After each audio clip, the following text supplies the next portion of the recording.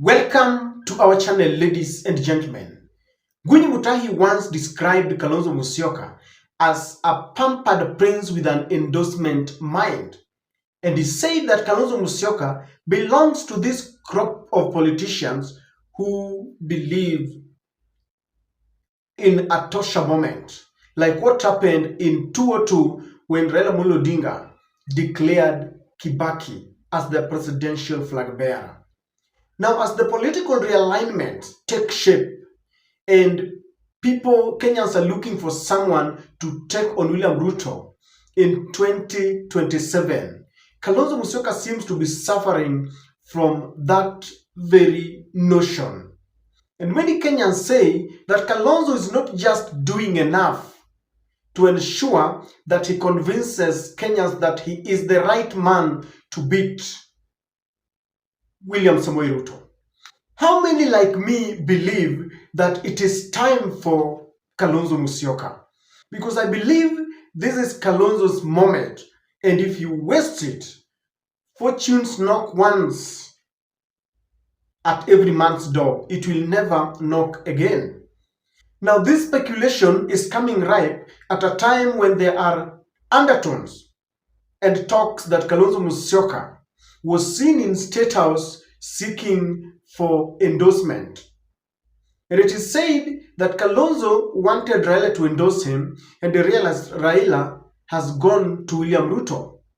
And then he was really hoping very highly that Uhuru Kenyatta would endorse him. But that again backfired when Uhuru threw his weight behind the former Interior CS, Fredo Matiang'i. Now, the Star runs an article called The Corridors of Power.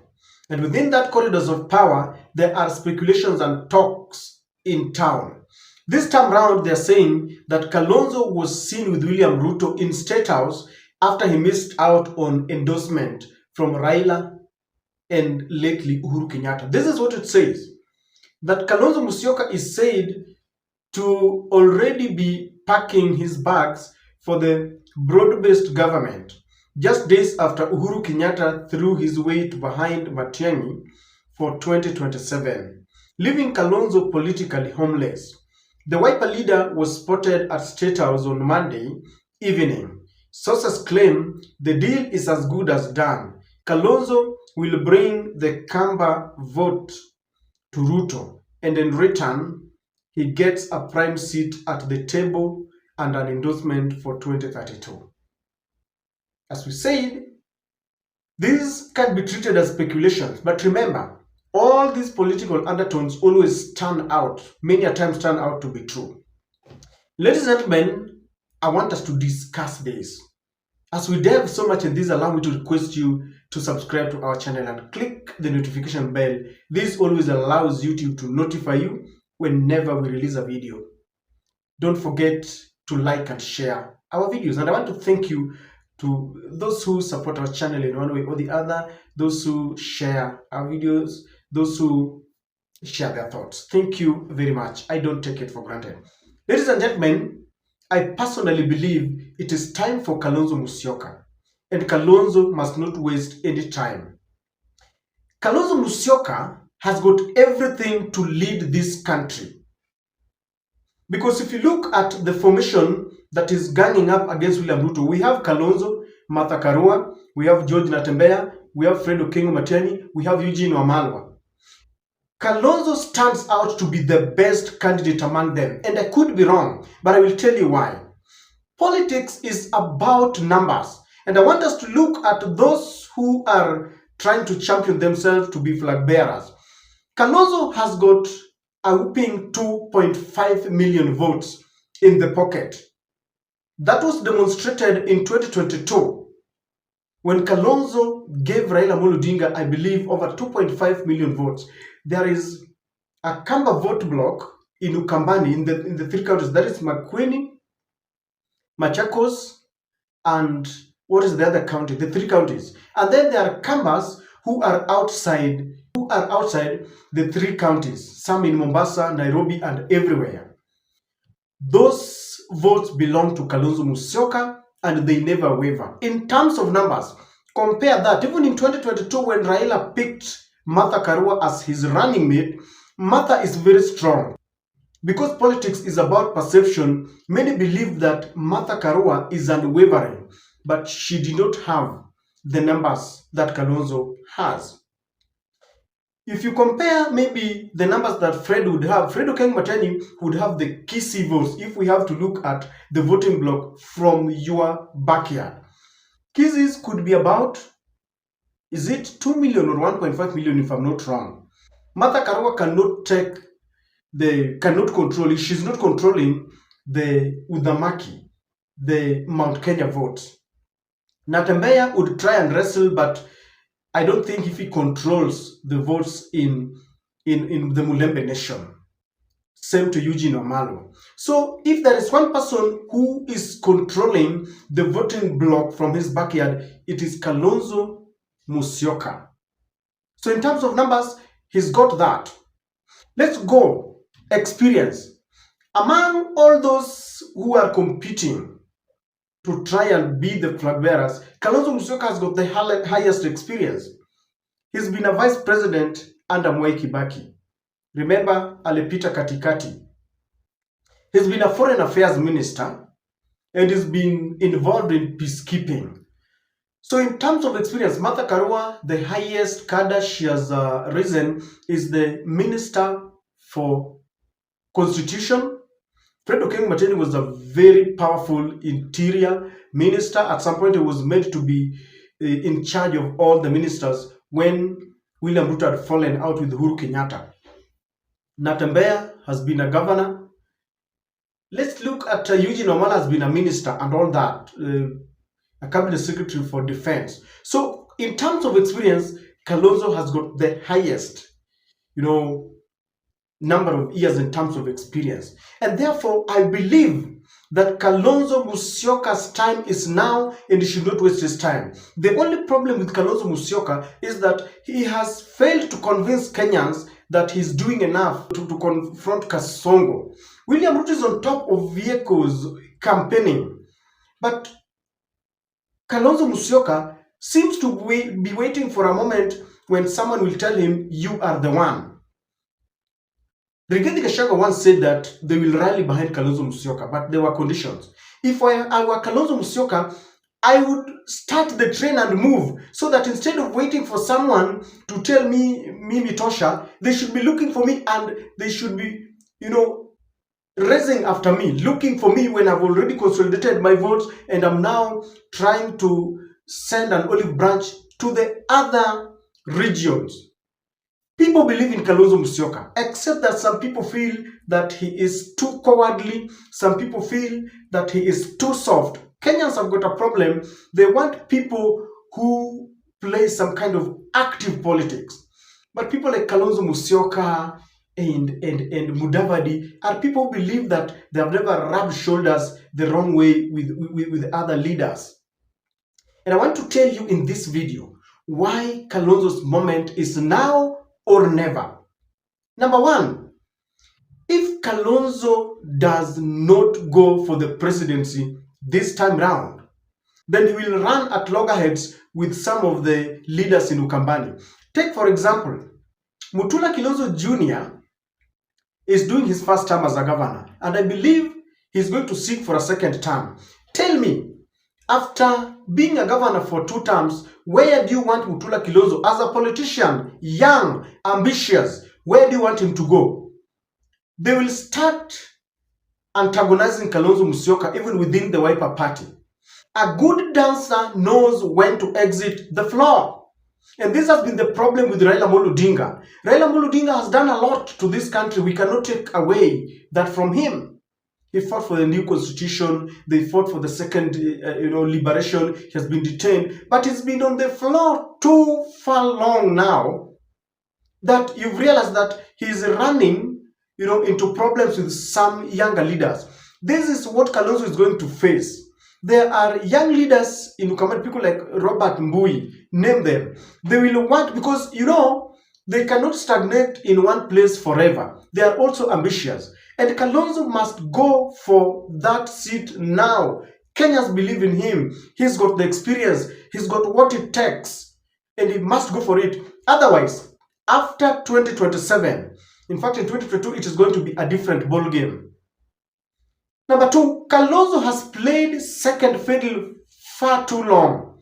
He was a vice president under Mwai Kibaki. He has supported Raila for a period of 15 years. And I mean, this time round, it is unacceptable that Kalonzo must go and support someone else. Achi uoga, let him go for it. He cannot play a second fiddle for another year. No, age is catching up with him. He's not growing younger anymore. Kalonzo must start campaigning. He must go traverse the countries, go to Nyanza. He must explain to the Nyanza people that he supported Raila for 15 years. That is what Ruto tells Nyanza people, that you know, mimi nilisaidia Gwambo in 2007. And therefore, it is my time. And I love what Wavinya Ndeti the other day told Governor Rengo. She told him, it is our time. We have supported you. So Kalonzo must take this opportunity to start running. Hii mambo ya kuita press conference kila siku, no. Do you know why people love someone like George Natembeya? He confronts Ruto kwa matanga. He tells him, Bwana, there are abductions and this must stop. The other day, when Ruto signed a decree to abolish the vetting of the Somali, Kenyan Somali residents, Natembeya said it in white and black. And I like the fact that Kalonzo is also trying to do it. He has said we can never sit down and watch things happening, Kenya taking a wrong direction. He even told the Azimio leaders that once parliament opened from recess, go and occupy the majority side. And I like that. And he should continue that breath. Let him stop campaigning around Ukambani, Nairobi, and in Mombasa, where he knows there are some covers. He should now start moving. Number three, this is a problem that is going to face Kalonzo Musyoka, Musalia Mudavadi, maybe people like Raila Amolo Odinga. Let's talk of people like those, the usual suspects that have been in politics forever. It is going to be a time for the younger generation. Let me ask you a question. After 2027, let's say William Ruto is re-elected or not, do you think Raila Amolo Odinga will still have a say to control, to endorse, to say whoever he wants people to support? Where do you think, and I want to give you an example. Look at the younger generation of politicians. Babu Owino, he was voted the best member of parliament in terms of in how he uses taxpayers' money. He's young. Look at Ndindi Nyoro, he was the second. I want you to look at the Hamisi, Caleb Hamisi, the substitute member of parliament. He was voted the fifth. Tell me, people like Murkomen, Johnson Sakaja, tell me about Governor Cherargei and all those younger politicians. Some are doing their terms, 2 terms in Senate, some as governors, others are members of parliament. Look at people like Edwin Sifuna. Tell me, where do you think you want to take them after 2027? For example, today, Murkomen and people at Cherargei are cool because William Ruto is still there. Tell me, after William Ruto, after 2027, do you think anyone will go or will stop people like Murkomen? They will go for it. People like Ndindi Nyoro. Ndindi Nyoro was even poised to take over after Rigathi Gachagua was something. And so Kalonzo Musyoka is going to face a very difficult problem with the younger generation in this country. This is the time he can tell Babu, please support me. He can tell people like Ndindi Nyoro, support me. After 2027, never. The only advantage he can have, if he wins the 2027 election, then he can now tell them, naomba mnipatie awamu ya pili. That one they will agree. And they will be, playing politics around him as they prepare to take after him in 2032. If that does not happen, ladies and gentlemen, I can assure you, and you are going to see this, Raila, Gachagua, Mudavadi, Kalonzo, Wetangula have their last say in 2027. Beyond that, it is going to be a battle between the younger generation. And you are going to see this younger generation are going to gang up regardless of their tribe, because their main enemy and the target will be the older generation. And that's why I'm telling you that it is time for Kalonzo Musyoka. This article says that Kalonzo was waiting for an endorsement. It is not bad. Sometimes you need other leaders to endorse you. But if Uhuru did not help Raila when he was the commander-in-chief, what makes Kalonzo think that Uhuru Kenyatta can help him now? Instead of waiting for Uhuru Kenyatta, Uhuru has got one vote. Yes, there are people who follow him. Let him traverse and go to the mountain. Tell them, nataka, naomba kura yenyu, adui yetu ni Kasongo, tumtoe. He should go to Nyanza without Raila. Let him go. There are people will shout him down, there are people will heckle, others will embrace him, but he will be doing that, and when he does that, he will have convinced people that he's ready. The last one, ladies and gentlemen, Kalonzo Musyoka must contest. If he contests now, he can now gauge how many votes do I have after 2027, how many people are pro-Kalonzo, how many people don't want me, and with that, he can sit on the table of negotiations in 2032, depending on how much votes that he gets. This idea of Kalonzo waiting for endorsement, let him go to the people, because I have seen Kenyans are now taking a paradigm shift. This idea of following leaders, like the other day, Raila endorsed Sakaja, and people told him, Yako, we respect you, Baba, but if you want to vote for Sakaja, you vote for him.